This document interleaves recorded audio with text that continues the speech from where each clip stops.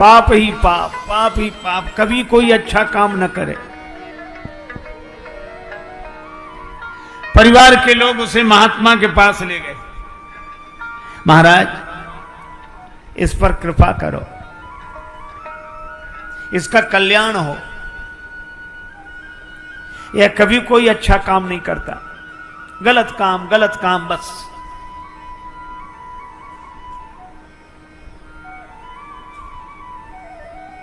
महात्मा ने कहा कोई बात नहीं, हमारे पास छोड़ दो। महात्मा ने उससे कहा कि तुम हमारे साथ रहोगे? बोला साथ रहने में कोई आपत्ति नहीं, पर हमसे भजन के लिए मत कहना। महात्मा बोले क्यों? तो कहने लगा कि भजन की बात सुनते ही हमें सिर दर्द होने लगता है, हम भजन नहीं कर सकते। महात्मा बोले मत करना भजन, तुम हमारे पास रहो। बोला दूसरी बात सुनो, हम जो करेंगे उसमें रोकना नहीं। महात्मा बोले नहीं रोकेंगे, तुम्हें जो करना हो वह करना। बोला तब तो आराम से आपके साथ रहेंगे। और रहने लगा वो।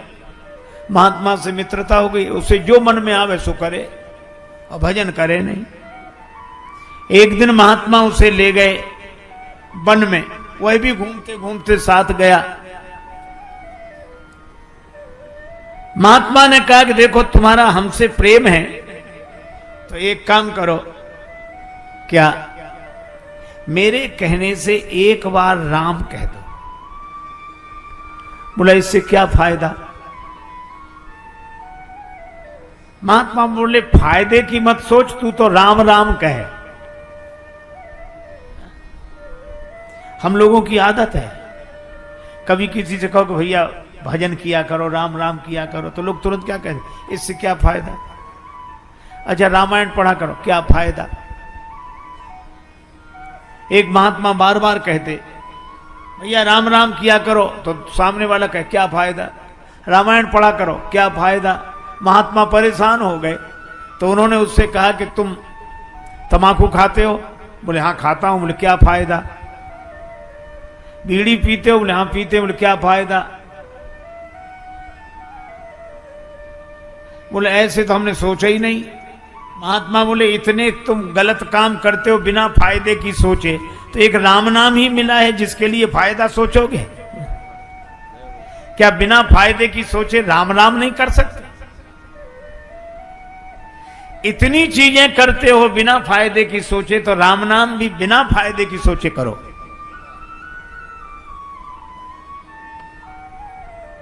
बोला एक बार बोलूंगा। महात्मा बोले बस एक बार। वह बोला राम, महात्मा बोले बन गया काम। बस एक मेरी बात और सुन ले, क्या इस नाम के बदले में कोई कुछ मांगने के लिए कहे तो मांगना मत, कह देना नाम के बदले में जो मिलता हो वो मुझे दे दो, ठीक है?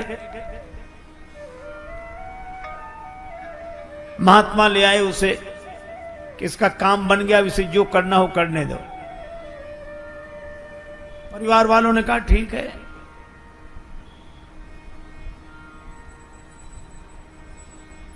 महात्मा चले गए, वो अपने घर रहने लगा, मनमाने काम करने लगा। लेकिन एक दिन जब वो मरा तो लोग गए कि ये मर गया मर गया। यमदूत उसे यमलोक ले गए, यमराज के सामने। यमदूतों ने हिसाब सुनाया कि इसने जीवन भर गलत काम किए हैं, एक बार एक महात्मा के कहने से राम कहा है बस। यमराज बोले तो इससे पूछ लो ये राम नाम के बदले में क्या चाहता है। यमदूतों ने कहा क्या चाहते हो? यमराज पूछवा रहे हैं राम नाम के बदले में। उसे महात्मा की बात याद आ गई। वो कहने लगा मुझे तो कुछ नहीं चाहिए, नाम के बदले में जो मिलता हो सो दे दो। अब यमराज के यहां राम नाम का हिसाब थोड़ा ही है। चलो ब्रह्मा जी से पूछते हैं। उस व्यक्ति को लेकर ब्रह्मा जी के यहां गए। ब्रह्मा जी से पूछा कि राम नाम एक बार कोई ले तो उसका महत्व क्या है। फल क्या है? ब्रह्मा जी बोले हमें पता नहीं, हम तो वेद मंत्रों का उच्चारण करते रहते हैं, आनंद में रहते हैं। तो फिर का राम नाम भगवान शंकर लेते हैं, उनसे ही पूछो। तो उस व्यक्ति को लेकर ब्रह्मा जी यमराज शंकर जी के पास गए। शंकर जी से कहा कि आप दिन रात राम राम करते हैं, तुम पुनि राम राम दिन राती, तुम आप निरंतर राम राम राम राम राम स्मरण करते हैं, तो एक बार नाम लेने का क्या फल है? शंकर जी ने कहा कि नाम स्मरण तो मैं खूब करता हूं, लेकिन एक बार राम नाम लेने का क्या फल है ये मुझे भी पता नहीं। फिर किससे पूछें? शंकर जी बोले जिनका नाम है उन्हीं के पास चलो। यमराज, ब्रह्मा जी, शंकर जी उस व्यक्ति को लेकर राम जी के पास पहुंचे। राम जी से कहा कि इस व्यक्ति ने जिंदगी भर गलत काम किए, एक बार आपका नाम लिया है, तो आपका एक बार नाम लेने का क्या फल है? इसे वही फल दिया जाए। राम जी बोले नाम तो हमारा ही है, लेकिन फल हमें भी पता नहीं है।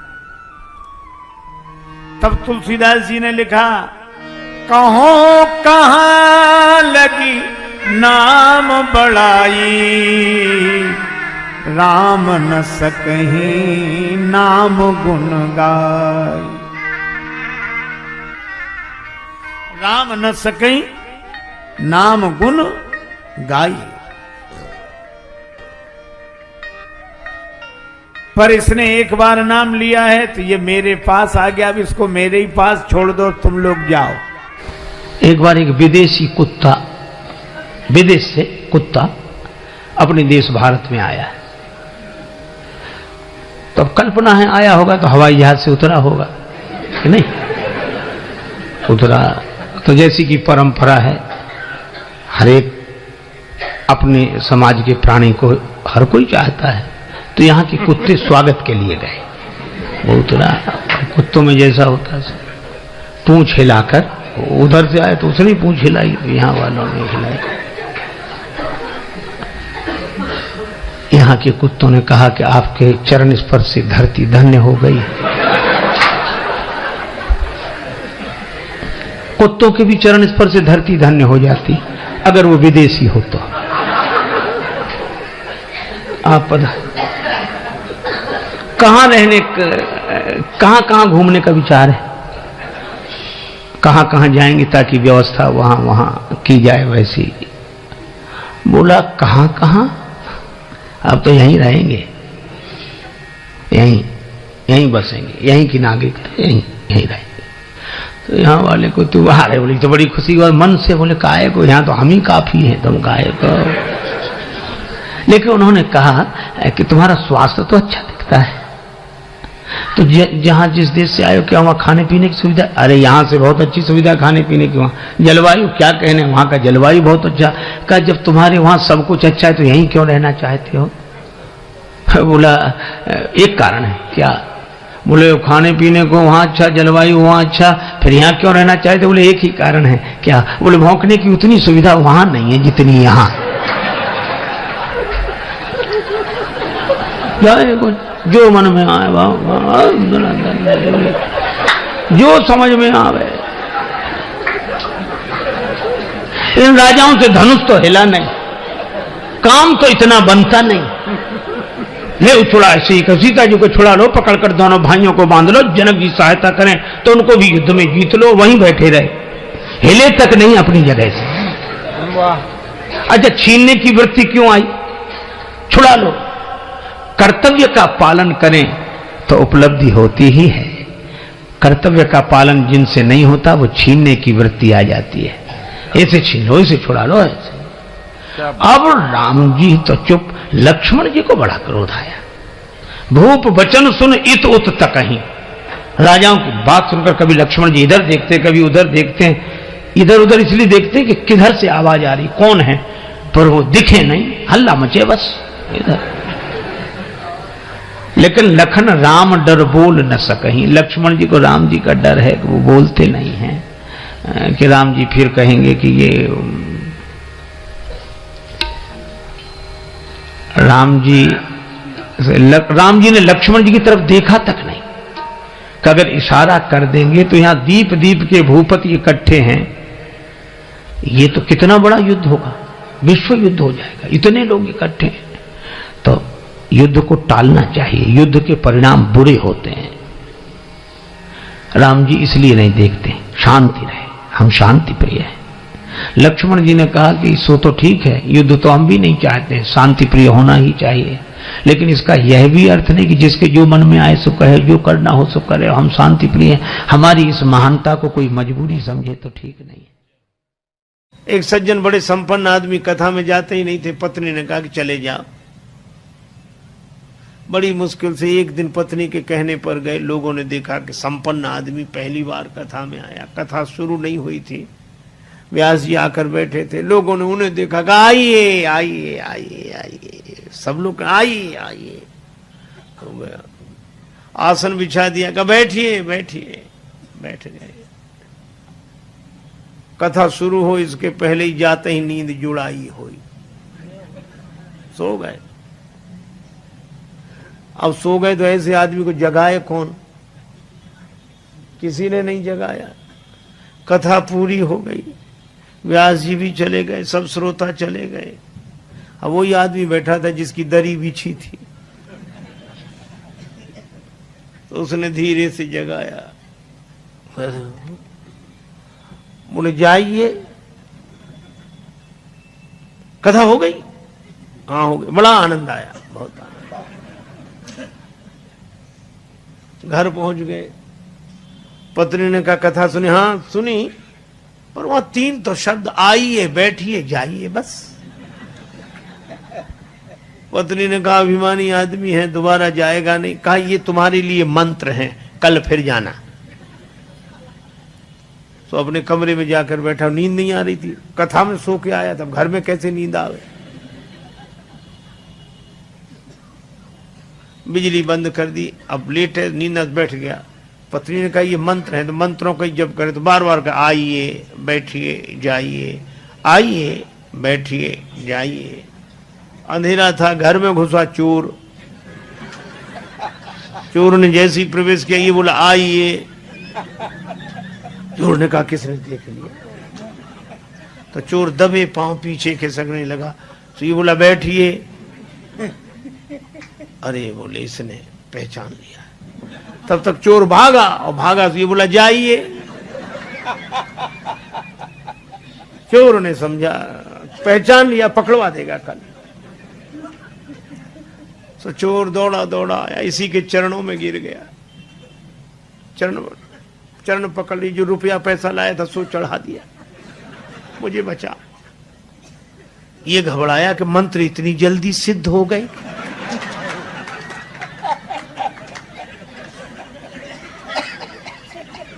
लाइट जलाई, घबराया और देखा एक आदमी हाथ जोड़े खड़ा, रुपया पैसा। अरे भाई तुम कौन हो? अब वो कहे आप तो सब जानते हो, हमसे काहे को कहलाते हो, और ले। रुपया पैसा चढ़ा के गया। पत्नी को जगाया कि मंत्र तो बड़ी जल्दी सिद्ध हो गए। पत्नी ने पूरी बात समझकर कहा कि भगवान की असली कथा से ये झूठे शब्द ले आए और असली चोर तुम्हारे शरणागत हो गया। और जिस दिन कथा से सच्चे शब्द पकड़ लोगे, उस दिन काम क्रोध लोभ मोह मद मत्सर ये चोर समर्पित हो जाएंगे। एक बार एक चेले से गुरु जी ने कहा कि बेटा हम नहाएंगे तो पानी रखो, स्नान के लिए पानी रखो, अब हम स्नान करेंगे, वहां रखो। चेला वहीं बैठो। अच्छा महाराज, तो अभी के थोड़ी देर में? अरे गुरुजी बोला हम अभी कह रहे हैं, तो अभी थोड़ी देर में। अच्छा अच्छा महाराज, पानी लाना है? हाँ हाँ पानी। अच्छा, तो नल का ले आए कि कुएं का? गुरुजी बोले अरे तू पानी लाए, नहाने लायक हो, चाहे जहां से लाए, नल से लाए चाहे कुएं से, अच्छा अच्छा महाराज। फिर भी वहीं बैठा। अब क्या बोल रहे, हम ये पूछ रहे हैं बाल्टी में लाएं कि कलश में, घड़े में? गुरु जी ने कहा रहने दे, इतनी देर में तो हम नहा के भी आ जाते। मना भी नहीं कर रहा है, जा ही नहीं रहा है। ये और कहे कि बस हम तो आपके चरणों के आश्रित हैं बस। और गुरु जी कह रहे कि जाओ, जाऊं कहां तजी चरण तुम्हारे, आपके चरणों को छोड़कर कहां जाए। एक गुरु जी का चेला बड़ा विचित्र। गुरु जी बैठे आश्रम में, अंदर छोटा सा आश्रम था, बाहर गौ माता बंधी थी, बरसात होने लगी। गुरु जी ने कहा कि बेटा गाय भीग रही है वर्षा में, गाय को बंधन से मुक्त करो ताकि वह आश्रम के अंदर आ सके। चेला बैठे बैठे बोला गुरु जी बंधन से मुक्त करना तो आप जैसे महापुरुषों का काम है, हम जैसा जीव भला क्या किसी को बंधन से मुक्त कर सकता है जो खुद बंधन में पड़ा। क्षमा करें, यह अनधिकार चेष्टा हमसे नहीं होगी। बोलो। गुरु जी भी समझ गए कि चेला नहीं गुरु ही मिला है। तो दो तरह की विचित्रताएं। कुछ लोग होते हैं जो ऐसा आदेश का पालन करते हैं कि गुरु जी से कोई लेना ही देना नहीं, और कुछ लोग ऐसे जो वहीं बैठेंगे पर जाएंगे कहीं नहीं, काम ही कुछ नहीं करेंगे। पर राम जी, अच्छा आपने देखा होगा जब लोगों का या शिष्यों का मान बढ़ जाए ना तो फिर गुरु जी के प्रणाम करने का ढंग भी बदल जाता है। उनको ये लगता है कि हमको लोग इतना मानते और यहां प्रणाम करें। एक गुरु जी का चेला था जो सवेरे 4 बजे आता था प्रणाम करने, अंधेरे में, बस सवेरे ही कर जाए। एक ने कहा कि बड़ा भक्त है साहब, ब्रह्म मुहूर्त में आता है। अरे हमका काहे का भक्त है, ये इसलिए प्रणाम इस समय करता है ताकि इस समय कोई देखे नहीं, दिन भर नहीं करेगा। और दिन भर सचमुच नहीं करता था। दिन में तो ऐसे बताता गुरु जी को जानते हैं वहां है, तो लोगों में इज्जत भी बनी रही। और सवेरे सवेरे प्रणाम कर जाए 4 बजे तो गुरु भक्ति भी बनी रही, गुरु जी भी खुश। बात अटपटी है पर प्रेम भरी है। एक बार एक महात्मा राजस्थान में गए, वहां का एक आदमी उन्हें लेकर गया अपने गांव में, और बड़ा इंटीरियर में गांव, वृद्धा माता। उसने माता से कहा कि माँ गुरुजी आए हैं प्रणाम कर। तो बोली टूटी फूटी मारवाड़ी बोली में कहने लगी गुरुजी थारे खुर छू। और गुरुजी को गुरुजी कह रही थी और चरणों को खुर। महात्मा ने कहा, डांटा पर मधुरता से डांटा, माता जी ऐसे बोलती हो महात्माओं से, नरक जाओगी नरक। बुढ़िया नरक भी नहीं जानती थी, उसको लगा आशीर्वाद दे रहे हैं महात्मा। तो क्या बोली, महाराज हमारा कहाँ भाग्य जो नरक जाएं, नरक तो आप जैसे महापुरुषों को मिले हैं प्रभु, हमें कहाँ। बोलो भाई, उसकी सरलता पर महात्मा खिलखिला के हंस पड़े। जब सरलता पर महात्मा प्रसन्न हो जाते हैं और परमात्मा प्रसन्न हो जाए तो कौन सा आश्चर्य है। एक आदमी एक गांव में गया तो जिससे भी पूछे, क्यों भैया ये गांव रामपुर है, रामपुरा है? सो जो भी मिले हाओ। दूसरे से पूछे रामपुर हाओ। तीसरे भैया रामपुर हाओ। और वो बड़ा परेशान कि हाओ है कि रामपुरा है। एक पढ़ा लिखा आदमी दिखाई दिया कि भैया ये रामपुरा है। जी हाँ। अच्छा, तो और जितने लोग मिले। जय श्री राम। प्रिय मित्रों, अभी आप लोगों ने सुना श्री राजेश्वरानंद जी महाराज के द्वारा बहुत ही रहस्यमयी कथा, जो भगवान नाम से संबंधित कथा थी। आप लोगों ने बहुत ही मार्मिक और रहस्यमयी बात को सुना।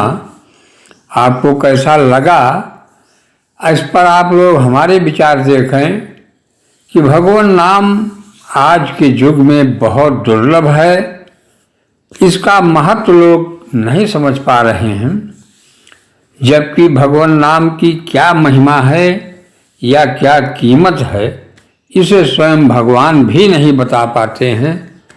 तो ये कैसा रहस्यपूर्ण मामला है कि नाम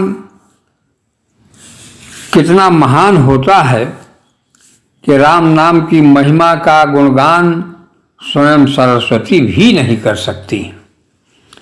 तो हमें जीवन में भगवान नाम सुमिरन करते हुए अपने जीवन को व्यतीत करना चाहिए, जिससे कि हमारे पास कोई भी समस्याएं, कोई भी दुख नहीं आ सकता है। एक ऐसा व्यक्ति जो कि भगवान नाम से बहुत बड़ी चिढ़ रखने वाला, किंतु उसे एक बार नाम लेने से, केवल राम कहने से उसकी सद्गति हो जाती है। आप लोगों ने सुना इस कथा को, आपको कैसी लगी हमें कमेंट के माध्यम से ज़रूर बताएं। और हमारे चैनल पे यदि नए हों तो सब्सक्राइब चैनल को ज़रूर कर लें, वीडियो को लाइक भी करें और शेयर भी करें ज़्यादा से ज़्यादा लोगों को, क्योंकि भगवान नाम ही इस कलयुग में सुमिर सुमिर नर उतरहि पारा। भगवान का नाम जो लेगा उसी का कल्याण है, बाकी तो सभी लोग दुखी है ही। तो इस दुख से निवृत्ति के लिए आप लोग भगवान नाम में जुटे रहें और हमें कमेंट ज़रूर करें कि कैसे वीडियोज आपको चाहिए। हम आपके सम्मुख सेवा में हाजिर रहेंगे और अच्छे अच्छे वीडियोज, ज्ञानवर्धक चीज़ें हम देते रहेंगे। त्रुटियों को क्षमा करते हुए जय श्री राम। धन्यवाद मित्र।